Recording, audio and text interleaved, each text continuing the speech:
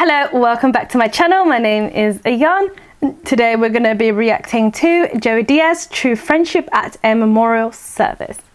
Let's hit it. I love Joey Diaz and his storytelling and the way he tells stories, so let's watch it. And she'd be in there watching like novellas with a scale, a bag of coke, a gun, and a motherfucking chihuahua. You understand? Who fucking has a chihuahua for protection? Okay, let me fast forward this. Thank you. On this show, here's what happens. There's a bunch of comics telling true stories, and that's all it is. The man, the myth, the legend, Mr. Joey Diaz.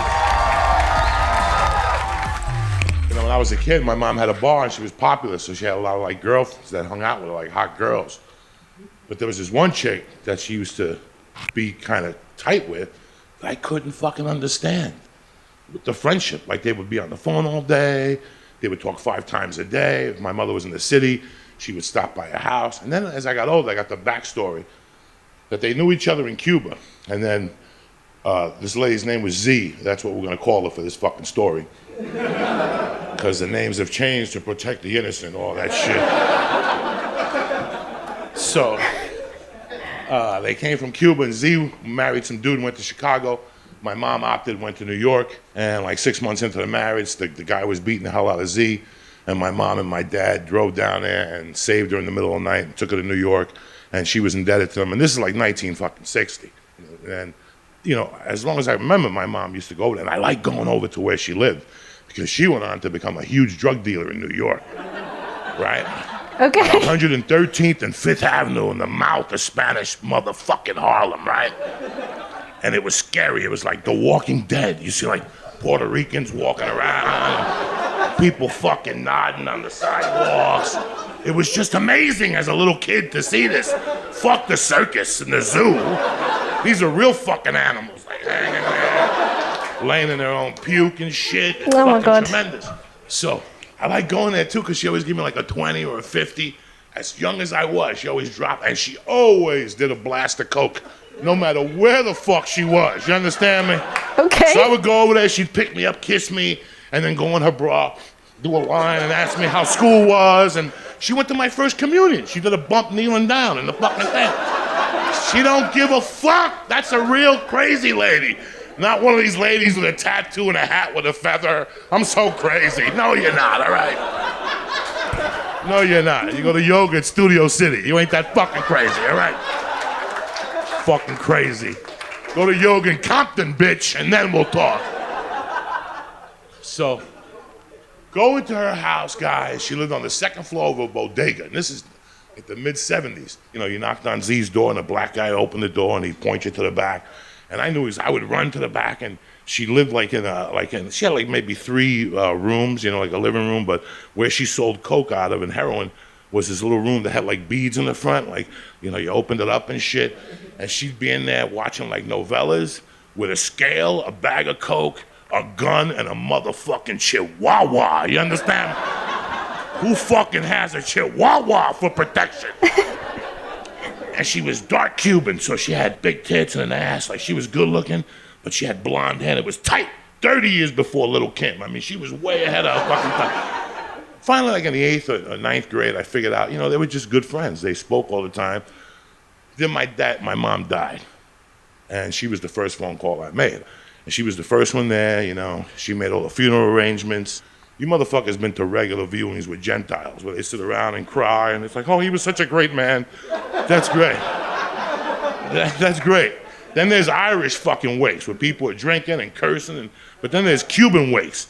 That makes an Irish wake look like a fucking daycare, okay?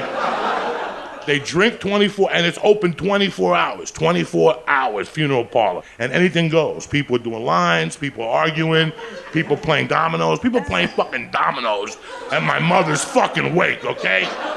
And the first night I hear this commotion, and I go in the hallways. Z had the funeral director by the throat because she put the wrong dress on my mother. That is a fucking friend, motherfuckers, right? Like, even, because anybody could be a fucking friend when you're alive. But to fucking be at your funeral smacking motherfuckers, right? That's a friend, right? We need people like her as a friend. That's a fucking friend, you know? And she was checking people. Like, hey, fuck you. You didn't like her, and she didn't fucking like you. Get out. Get out. She was checking people, you know? And all these people in there, oh, we love Denora and all this shit. You didn't hear shit from this lady. You didn't hear a word. There was no fakeness out of her. Right there, I learned what fake was and what real it was. At that early age, I learned it. I saw it. Like, people come up to me, oh my God, if you need anything. And then after my mom died, I call them and they changed their fucking phone number. But just little things that I saw right there, and I decided, oh my God, that's what a fake person is. I love your mother. Oh God, take me. All that shit. You know, the whole fucking 4 days of the wake, Z didn't say shit. She would every once in a while just sit in the back and just take a little bump out of her bra and look at me and go, and she would just watch what was going on. And she was such a woman, like, men would be having conversation. I'm not talking about regular fucking guys. I'm talking about Latin, old school, machismo motherfuckers. And she would go tell them shit, like, shut the fuck up. Like, even they were scared of her. And I observed all this, like, how she had taken over from my mother. And then the last night, my mom got buried on a Monday. And that Sunday, I went outside to smoke a joint, whatever the fuck you go outside of a wake for, to get air. And when I came back, she was alone with my mother. It was the first time they were alone together. And she was kneeling down. And that's where I got it. She was petting her hair. And she was telling her how beautiful she was. And how the world wasn't going to be the same without her. And how she was going to miss her. And she was her sister. And it was just fucking mind-boggling. And then she said, and she turned, like she knew I was there, and she goes, I'm going to take care of this motherfucker. I'm going to take care of him, and I'm going to watch over him, and I'm going to make sure he grows up to be a fucking man. And I saw the meaning of friendship right there when Z was petting her fucking hair and doing bumps. She did a fucking bump right there, right? She In did that a moment. bump looking at the casket. She's like, I'd give you one, but what's the difference at this point? But then it was after that. She stuck to her fucking word. Every Sunday, she'd come over from Long Island and meet me at Weehawken Cemetery, and she'd bring a bottle of Dewar's, flowers, and she'd pour the bottle of Dewar's out and tell my mother how much she loved her and she missed her, and she'd do some bumps. And by that time, I was doing coke. And she would, like, do bumps into the spirit, like, here's a couple for you. And I'd be like, no, give them fucking things to me. You're gonna fucking throw them on the grass. It's $20 a fucking blast there. $20, $20, $20. Stop it already. Give it to me. So this went on. She took care of me, guys, from 79 till 83 till I got out of high school. Every fucking Sunday, 200 fucking beans. And she'd bring me weed, a little $5 nickel bag from the city. And then in 83, I moved to Colorado, and I got into craziness and shit. But I always called her twice a week. I would send her pictures, And then I moved back to Jersey, and by that time I was a fucking lunatic, and cocaine had absorbed me and stuff. And I kept in touch with her, and I would go into the city once a week and take her for a Cuban sandwich. There was a place on 118th Street we walked. And I went to Miami, and I found some friends of hers, and I beat them for like a half a kilo. And I just felt fucking bad. You know how it is, dog. One bump leads into another. Next thing you know, you're having a party. Next thing you know, you did 6 ounces of blow. It's a fucking nightmare, you know what I'm saying? And, No, I don't know that. and there's no rehabs, there's no hugs, They don't give a fuck, that's it. So I felt embarrassed. I came back from Miami and I had fucked these people over. I felt embarrassed, so I didn't call her. I didn't call her for like 5 months. And in January of 85, I finally got a little sober, and I called her one day, and I goes, Z, what's going on? And she's like, where the fuck have you been? She goes, you haven't called me in like 5 months. She goes, the cops raided me. They took everything. She goes, my leg broke, and there was nobody here for me. And I felt fucking terrible. I let my mother down. I let myself down. I let Z down. And I was at a payphone. I just dropped the fucking payphone. It was like a kick in my stomach. Like she had just said, where the fuck were you for me? For all those years I was there for you, and you just disappeared on me. And I just felt terrible, and I walked away from the payphone. I didn't call her for about a week or two, and then I finally called, and the phone was disconnected. And I went over to the bodega a few times, and they told me that she got busted, and they closed the apartment, and I never talked to her again. And I felt like shit, and I live with that today. And That's sad. That was 1985, and I... Oh my God, you can see that he's truly, truly upset about that and touched. Oh, so sad. thought about it, and I digested it, and I swore to God that if I ever had a chance to be a friend to somebody. Because you don't need 20 friends. You just need 3 motherfuckers and you can take over a country. Okay, that's what we're confused as Americans. We think we need all these motherfuckers. You give me 3 bad motherfuckers and you're finished. You understand me? You're fucking finished because we got each other. And you know, listen, man, like Ari's my fucking Goomba to the end. He might be a Jew or whatever, and I'm Cuban. But that's my fucking Goomba, and he knows that's why I'm here. Not because whatever, but, you know, I promised that I would be a friend to people and I would live and die for them. And, you know, when I look at people now, I always look at people sometimes and I go, how's that motherfucker gonna feel when I die? Is he gonna be talking shit at my funeral? Or is he gonna squeeze my daughter and come see her every week and give her a toy? You know, and that's how I have to look at people. That's how I was raised, you know? And I always lived with that guilt of not doing something for my friend. And then in 2007, I got off the blow. I quit doing cocaine. Don't ask, you know, don't clap. Nobody's supposed to do it anyway, you know? People are like, I'm off drugs. You're an asshole. You're not supposed to do drugs anyway, okay? Don't fucking break your arm tapping yourself in the back, asshole. Okay. So, right or wrong, these motherfuckers walk around with their water. I'm sober now. Who gives a fuck? You know, 2 months ago you were sucking dick for rock at the Roxy. Now I gotta fucking shake your hand. Fuck you. Motherfuckers don't know, you know what I'm saying?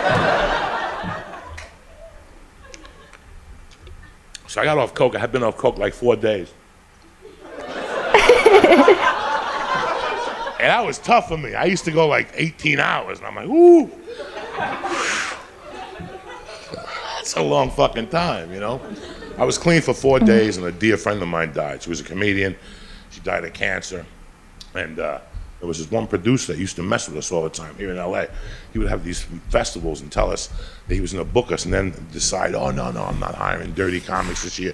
Why would you have to work so dirty? He'd make us feel bad about being dirty comics. We were just expressing who the fuck we were, you know what I'm saying? So I saw him then. He had messed with me and Marilyn a couple times, and I saw him at the church. Right, I saw him at the church, but it was 10 o'clock. I was a little on the stone side. I said, I might as well not say nothing to those. You know, sometimes you do a bong hit before church just to calm your nerves. You know, sometimes just 1.5, just to, you know, just to loosen you up before church. What? And, because church sucks without a bong hit. Trust me, that's why it sucked as a kid. Once you start doing bong hits, church ain't that bad. It's a fucking hour, people shake hands, they give you a cookie, you know, everybody, peace be with you, you know what I'm saying? Right or wrong?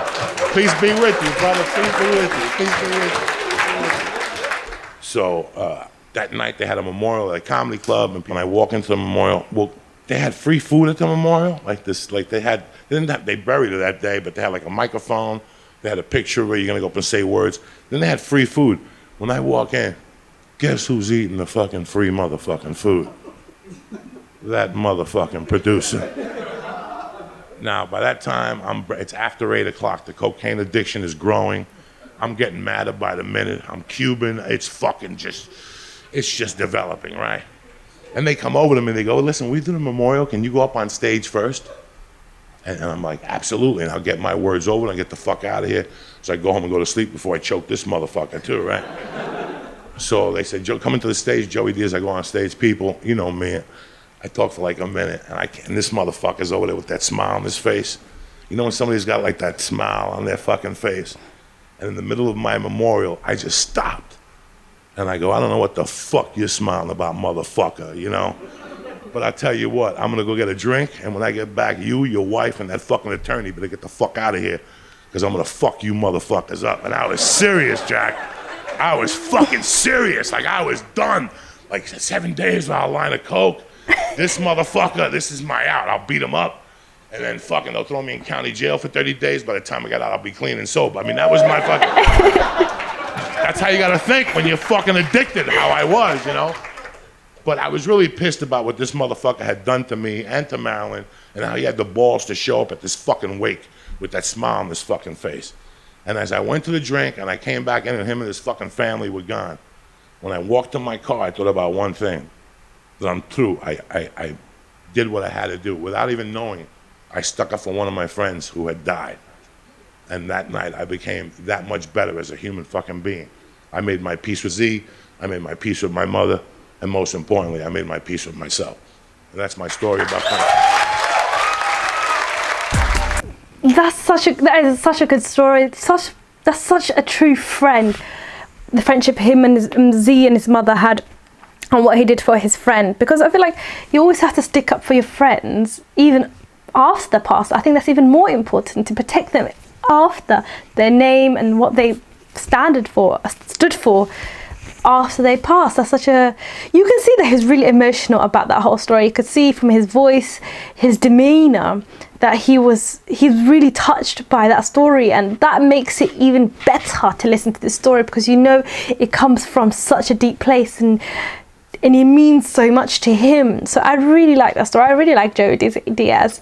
He's a great storyteller. I was like really silent for most of that, because I was so invested in the story that I wanted to hear more and more and more.